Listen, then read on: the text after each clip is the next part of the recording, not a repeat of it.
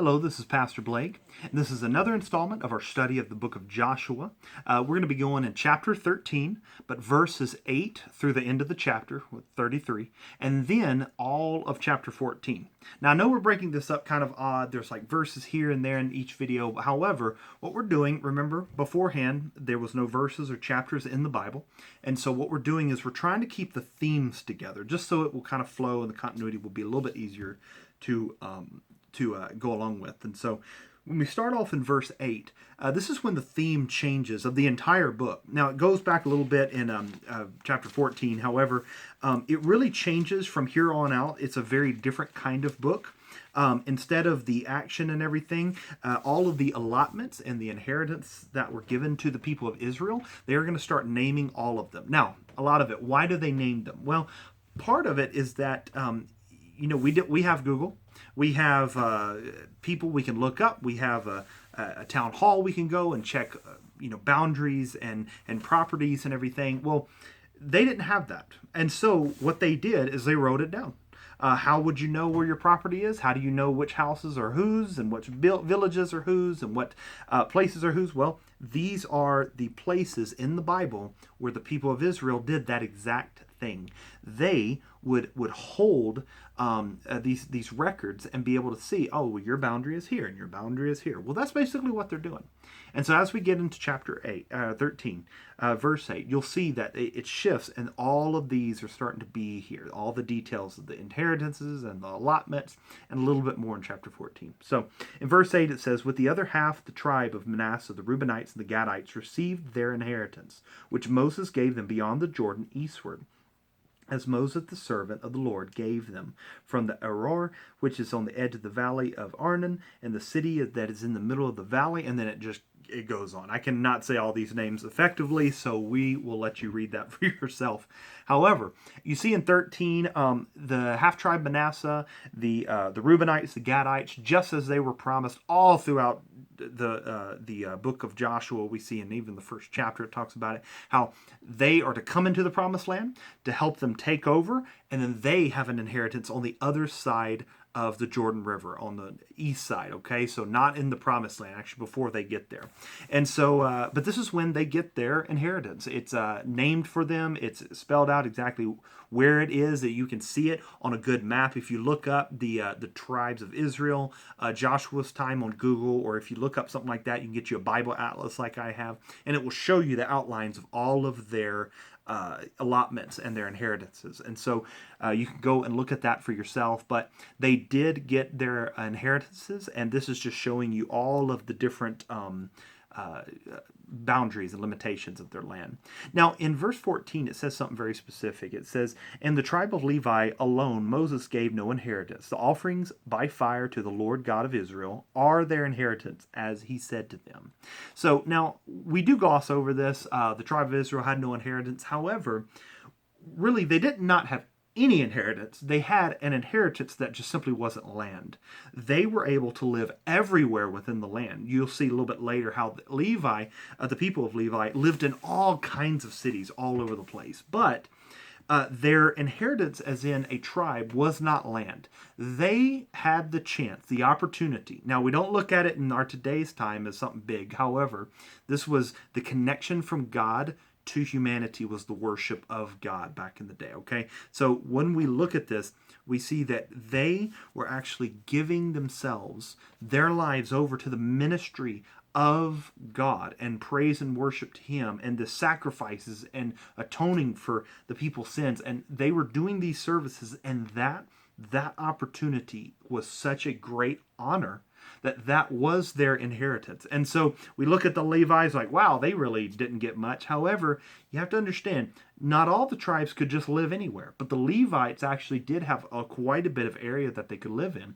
They just lived amongst other tribes, and they had the honor of being able to minister to the Lord. And so, and just like each and all of our lives, we are, we are temples of the Holy Spirit. We have got the honor and the ability and the chance to minister to God, and we feel like that is a great honor. If you do not feel like that, you should really consider the idea that God has chosen us. God has allowed us to become part of that ministry to him. And he loves that. He likes that relationship with us. And so the Levites had a very special place in the Lord's eyes. And so we cannot undermine the idea that God has got a very special place for them. And then in verses 15 through 23, we see much more detail. So he says, hey, the Manasseh, the Reubenites, Gadites, and he talks about the Levites, they get all this land. And then he goes into much more detail. In 15 through 23, the land of the tribe of Reuben, was given. In verses 24 through 28, the land of the tribe of Gad was given. And the 25 through 31, it says the land of half tribe of Manasseh was given. And so they just, they're given these people's land. They're given very specific also cities that we have previously heard about during the conquest. You can go look those up and kind of compare those.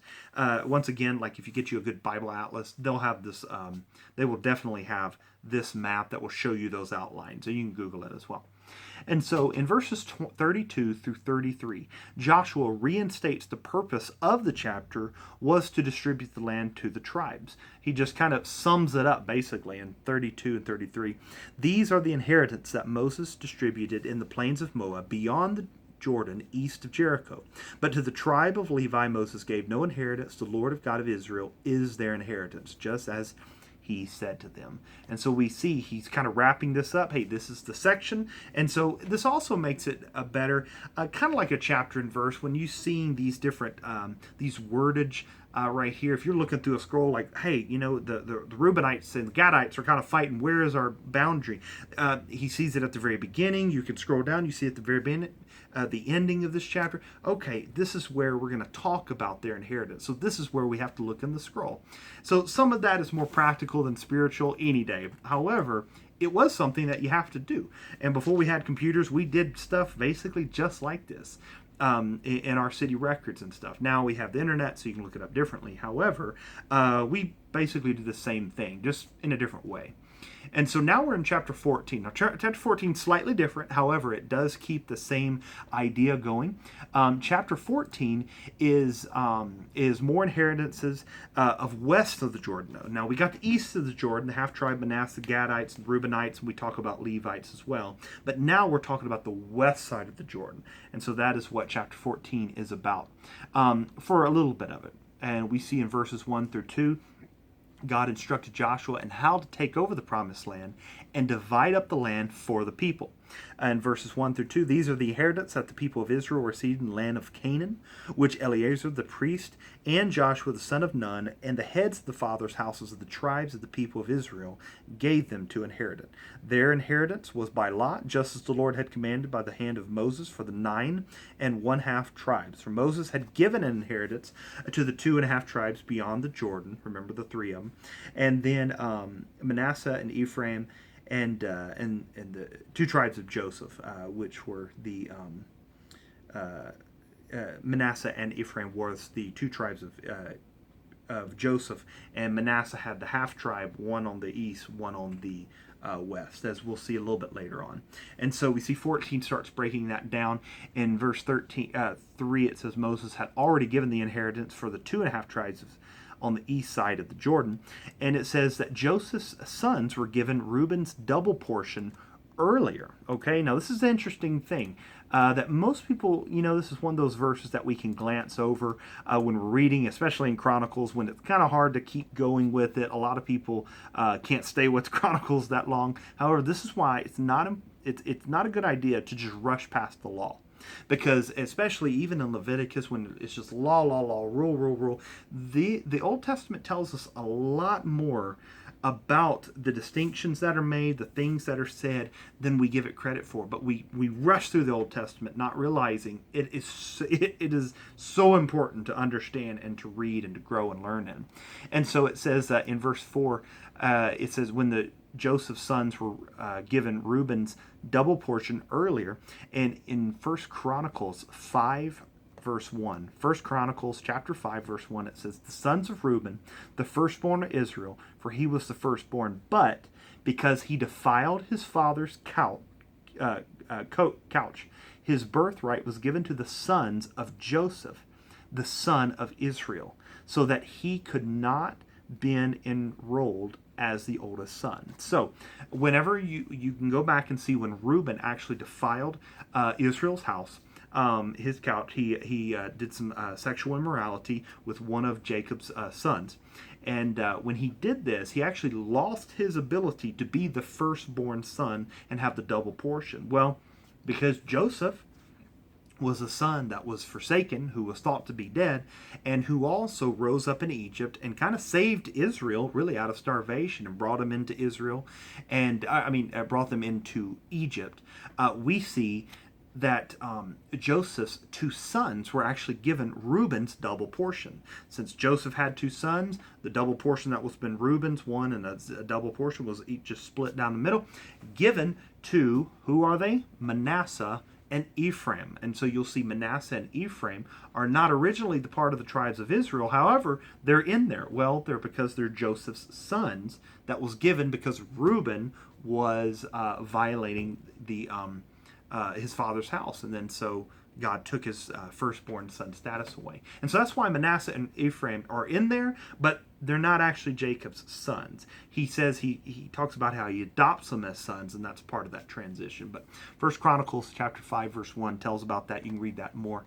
And in verse 5, it says, the people of Israel were allotted the land, and they accepted. Basically, they allotted, they kind of like pulled straws, they rolled dice, they allotted the land. There was different ways that they would do this. However, they were allotted their lands, and they accepted. They said, all right, good for us. And you can see that explanation a little bit further, as you'll see. The people of Israel did as the Lord commanded Moses. They allotted the land. And then verse 6, then the people of Judah came to Joshua at Gilgal.